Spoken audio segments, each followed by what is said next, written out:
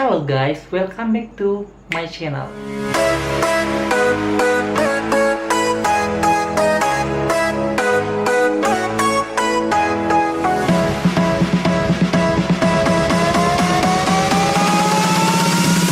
Oke, kali ini aku mau ngebahas tentang acne scar ataupun bopeng yang terjadi sebagai akibat dari komplikasi timbulnya jerawat ataupun cacar air.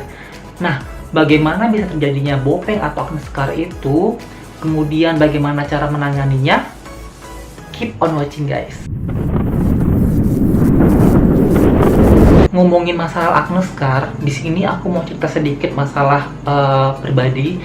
Karena dulu itu aku juga mengalami banyak jerawat yang gede-gede. Terus kemudian setelah jerawatnya itu hilang, dia meninggalkan bekas berupa baik itu bekas kemerahan ataupun bekas kehitaman, sampai yang paling tidak diinginkan setiap orang adalah terjadinya acne scar ataupun bopeng. Nah, di sini aku mau ngasih lihat foto aku dulu. Seperti yang terlihat di foto berikut ini, itu yang paling atas merupakan foto awal sebelum aku melakukan treatment apapun ke wajah. Bisa dilihat di situ scarnya dalam, banyak, hampir setiap bagian dari pipi itu semuanya berlubang. Kemudian foto yang tengah itu merupakan foto setelah aku menjalani treatment laser. Kemudian aku juga sering laser waktu itu dan perawatan yang lainnya sampai di foto yang ketiga. Nah, itu setelah beberapa kali treatment, baik itu laser dan lain sebagainya, aku nggak nganggap ini udah mulus banget, tapi seenggaknya udah ada hasil dan perbaikan dari sebelum melakukan treatment. Sebelum kita membahas lebih jauh masalah acne scar atau bopeng ini, terlebih dahulu aku mau ngejelasin ke kalian tentang anatomi kulit. Oke, jadi berdasarkan gambar, kulit itu terdapat beberapa lapisan. Yang pertama ada lapisan epidermis, kemudian ada lapisan dermis dan lapisan subkutis. Nah, di lapisan epidermis sendiri terdapat beberapa lapisan lagi. Yang pertama itu ada lapisan stratum corneum.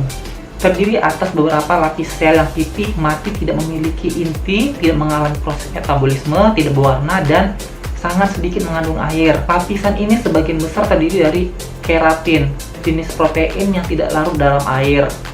Kemudian ada stratum lucidum, terletak tepat di bawah stratum corneum, merupakan lapisan yang tipis, jernih, mengandung eledin. Lapisan ketiga ada lapisan granulosum, tersusun oleh sel-sel keratinosit yang terbentuk poligonal, berbutir kasar, dan berinti mengkerut. Kemudian ada lapisan stratum spinosum, memiliki sel berbentuk kubus dan seperti berduri, intinya besar dan oval. Kemudian ada stratum germinativum. Nah, ini adalah lapisan terbawah epidermis. Di dalam stratum ini terdapat sel-sel melanosit, yaitu sel-sel yang tidak mengalami keratinisasi dan fungsinya hanya membentuk pigmen melanin dan memberikannya kepada sel-sel keratinosit melalui dendrit-dendritnya. Selanjutnya ada lapisan dermis. Nah, di lapisan dermis ini terdapat beberapa serat seperti serat elastin, retikuler, dan kolagen. Kemudian lapisan terakhir adalah lapisan subkutis atau hipodermis, tersusun atas jaringan ikat dan jaringan adiposa yang membentuk fasia superficial yang tampak secara anatomis. Di dalam lapisan ini terdapat banyak lapisan lemak dan pembuluh darah. Nah, seperti yang udah aku jelasin tadi, lapisan kulit kita itu terdiri atas beberapa lapisan. Jika scar atau bopeng tersebut makin dalam, makin banyak lapisan yang hilang. Dan tentu untuk penanganannya akan membutuhkan waktu yang lebih lama. Nah, sekarang gimana dong proses terjadinya scar ataupun bopeng di kulit kita? Jadi gini, awalnya itu terdapat suatu jerawat yang meradang, besar ukurannya misalnya. Kemudian, di dalam jerawat itu kan terdapat penyumbatan. Nah, terjadi penumpukan lemak di sana. Nah, ketika jerawat tadi itu terdapat trauma, misalnya kena gesekan, ataupun kena trauma, ataupun sengaja dipencet, itu menyebabkan rusaknya lapisan kulit, dan ketika penyembuhan dari jerawat itu menimbulkan bopeng ataupun acne scar. Nah, teman-teman, kira-kira seperti itu proses terjadinya acne scar ataupun bopeng pada kulit kita. Kemudian, acne scar ini sendiri atau scar ataupun jaringan parut ini banyak bentuknya. Yang pertama, ice pick scar. Jenis scar yang satu ini tergolong scar yang dalam, kemudian bisa mencapai lapisan dermis. Bentuk scarnya itu curam ke dalam, biasanya disebabkan peradangan yang terjadi dari kistik akne atau akne yang besar-besar. Bentuk scar yang kedua yaitu rolling scar. Bentuk akne scar ini justru gak memiliki batas yang tegas. Biasanya juga gak terlalu dalam. Terus gampangnya dia bertekstur naik dan turun kayak ombak guys. Kemudian ada box scar. Nah, dari namanya aja kalian pasti udah tahu bentuk akne scar yang ini kayak gimana. Ya kayak kotak, walaupun kenyataannya nggak mesti kayak kotak banget. Yang jelas bentuk scar ini memiliki batas yang tegas guys. Penyebab utama dari box scar adalah rusaknya kolagen dan hilangnya jaringan tisu pada kulit. Akibatnya area kulit pada bagian ini tidak memiliki tumpuan dan berujung dengan kulit yang masuk ke arah dalam. Nah, selanjutnya bagaimana dong cara penanganan dari acne scar ini? Yang pertama itu dapat menggunakan chemical peeling, yaitu dengan menggunakan cairan kimia yang berfungsi untuk mengangkat lapisan kulit yang paling luar sehingga scar dan bekas jerawat akan tampak lebih samar. Teknik yang selanjutnya adalah dermabrasi. Apa itu dermabrasi? Yaitu suatu teknik yang menggunakan sejenis kawat kecil yang halus yang berputar yang bertujuan untuk mengangkat sel-sel kulit yang paling atas. Dermabrasi juga bertujuan untuk merangsang pembentukan dari epidermis dan dermis, kemudian merangsang sirkulasi darah dan oksigen, serta merangsang kolagen, dan diharapkan akan terjadi perbaikan pada scar. Untuk diketahui, dermabrasi itu sedikit berbeda dengan mikrodermabrasi. Mikrodermabrasi itu menggunakan alat sejenis kristal bikarbonat atau aluminium oksida, dan efek yang dihasilkan dari mikrodermabrasi ini tidak sedalam dari dermabrasi. Jadi kenapa untuk scar itu lebih diutamakan menggunakan dermabrasi dibandingkan mikrodermabrasi ya guys. Nah, selanjutnya ini ada teknik laser. Laser untuk penanganan scar ini terdiri atas laser yang ablatif maupun yang non-ablatif. Apa sih yang ablatif? Apa juga yang non-ablatif? Laser ablatif merupakan jenis laser yang dapat mengakibatkan luka pada kulit dengan cara mengangkat lapisan kulit dan sehingga nantinya terbentuk lapisan kulit baru. Yang termasuk di sini ada laser CO2 maupun laser erbium. Sedangkan pada laser non-ablatif tidak terjadi perlukaan pada kulit yang berfungsi untuk menstimulasi bentukan kolagen yang nanti diharapkan juga membantu regenerasi dari kulit sehingga scar ataupun bopeng dapat berkurang. Nah, untuk foto yang tadi, foto yang ini, itu aku sudah melakukan beberapa treatment laser yang ablatif. Jadi, seperti di video yang kali ini merupakan video aku habis di laser. Kelihatan dong, merah banget. Ya, sebelumnya di anestesi di baalin dulu sekitar 30-40 menit dengan menggunakan anestesi krim, kemudian dilakukan tindakan laser. Nah, kemudian dioleskan serum growth factor. Tujuannya adalah agar pemulihan kulit lebih bagus dan lebih cepat. Penggunaan laser sendiri untuk mengatasi dari acne scar ataupun bopeng ini memang cukup baik dan bagus banget malah. Tapi setiap tindakan itu pasti akan menimbulkan efek samping. Apa aja efek sampingnya? Yang pertama, post-inflammatory hyperpigmentation. Jadi gimana? Hiperpigmentasi ataupun flek yang terjadi ketika tindakan laser selesai dilakukan, timbul bercak kehitaman. Kenapa bisa terjadi bercak kehitaman? Seperti kita tahu, kulit Asia orang Indonesia ini adalah kulit yang berwarna, banyak di situ zat pigmennya. Ketika pengerjaan dari laser itu akan mengganggu dari tempat produksi untuk menghasilkan zat pigmen tadi, sehingga bisa muncul PIH yang berwarna gelap ataupun justru yang berwarna lebih putih dibandingkan daerah sekitarnya. Selain itu, ada juga yang setelah dilakukan laser meninggalkan bekas berupa kulitnya kemerahan yang dapat hilang dalam hitungan minggu ataupun bulan paling lama. Jadi, untuk diketahui apa yang bagus di luar negeri itu treatment laser ataupun treatment lainnya belum tentu cocok dengan kulit orang-orang yang ada di Indonesia. Nah, efek samping yang selanjutnya apa? Efek samping yang selanjutnya ini dapat timbul berupa jerawat. Kenapa bisa timbul jerawat? Mungkin nanti aku akan bikin video yang membahas tentang bagaimana dan penyebab dari jerawat itu sendiri. Tapi kali ini aku mau ngebahas dulu kenapa laser atau sesudah laser dapat menyebabkan jerawat. Jadi gini, laser itu tadi kan bersifat panas, kemudian panas itu mengiritasi kulit.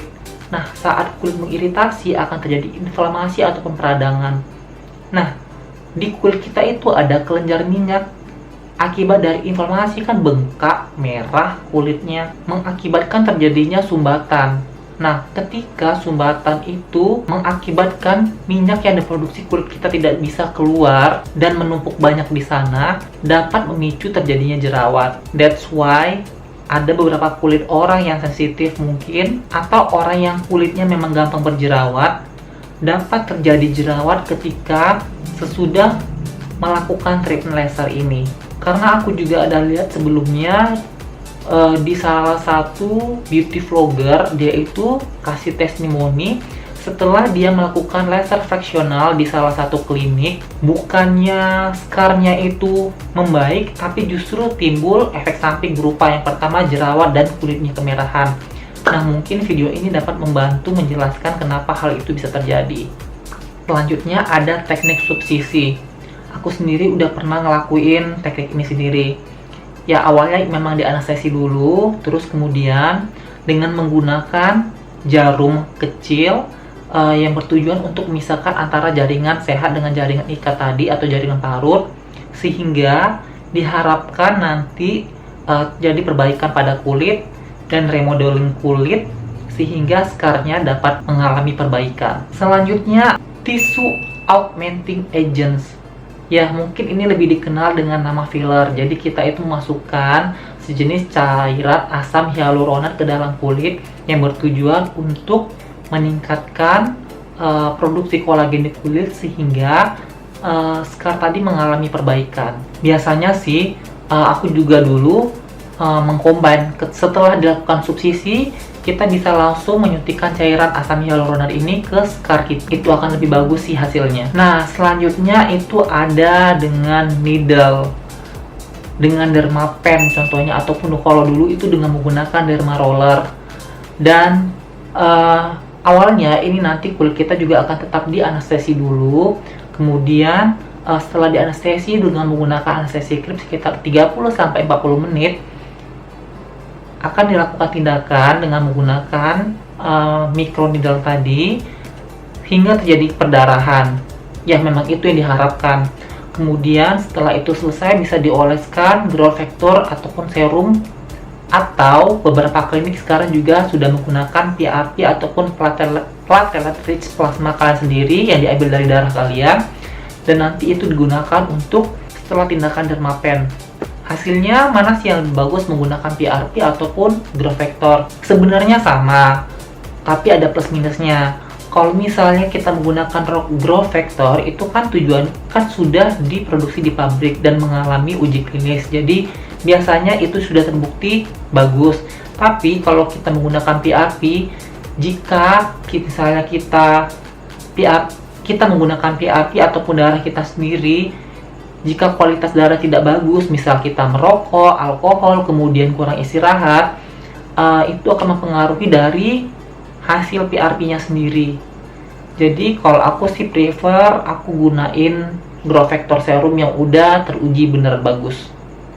Tapi kembali lagi, semua hasil itu berbeda antara satu orang dengan orang lain. Ada yang bagus menggunakan PRP, ada juga yang bagus menggunakan growth factor. Kalau aku sendiri, jujur lebih senang menggunakan growth factor. Nah, di video kali ini aku juga mau ngasih tahu kalian tentang testimoni aku sendiri setelah melakukan tindakan dermapen. Ini hari pertama setelah dilakukan dermapen, masih kelihatan merah ya guys. Kemudian yang ini hari ketiga. Nah, di sini sudah kelihatan mulai agak kering tapi masih sedikit merah, dan udah ada mulai sedikit kayak kulit yang akan mengelupas. Nah, ini hari kelima setelah dermapen, sudah mulai bersih, sudah mulai terkelupas semuanya. Nah guys, itu tadi dia penjelasan mengenai acne scar ataupun bopeng ataupun scar yang ditimbulkan oleh cecar air bisa juga. Jadi ada jenisnya mulai dari ice pick scar, kemudian box scar, dan rolling scar. Nah, penanganannya itu banyak. Mana sih penanganan yang terbagus? Penanganan yang terbagus itu berdasarkan jenis dari scarnya sendiri. Kalau ice pick scar itu dapat menggunakan chemical peeling. Kita biasa menggunakan di klinik, kita menggunakan cairan TCA diaplikasikan ke scarnya tadi. Kemudian untuk jenis box scar dapat dilakukan laser dan subsisi. Dan rolling scar dapat dilakukan laser, subsisi maupun teknik filler tadi. Nah guys, itu tadi penjelasan saya mengenai acne scar ataupun scar yang disebabkan oleh jerawat ataupun cacar air. Nah, untuk pengobatannya itu memang tidak bisa mungkin satu kali saja, dan karena tergantung dari kedalaman scarnya sendiri. Semakin banyak jaringan yang hilang, semakin lama penyembuhan dan treatment yang dibutuhkan. Jadi yang dibutuhkan adalah kesabaran kalian, dan percaya aja kalau nanti acne scar itu bisa membaik jika kalian melakukan treatment dengan benar dan dilakukan oleh dokter yang berkompeten di bidangnya. Sekian dulu video kali ini. Jangan lupa untuk di-share info ini ke teman-teman kalian ya. Bye.